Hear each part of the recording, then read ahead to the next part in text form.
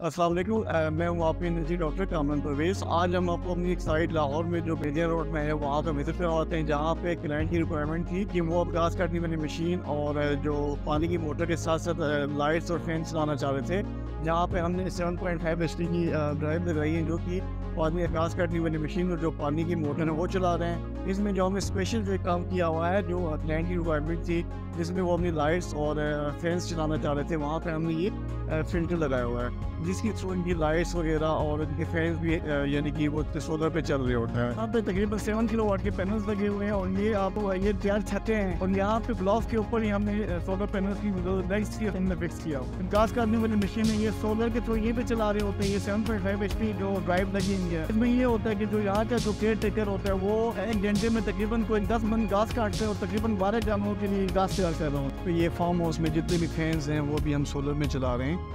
और पहले इनको यहाँ पे मुश्किलात आ रही थी कि वापस की यहाँ पे लोड शेडिंग काफ़ी ज़्यादा थी, जिसकी वजह से यहाँ पे जितने भी जानवर हैं उनको गर्मी का इशू हो रहा था। अभी ये सारा दिन ये सोलर से ये फैंस भी चल रहे होते हैं और जैसे मैंने बताया कि यहाँ पे लाइट्स भी सोलर पे चल रही होती हैं।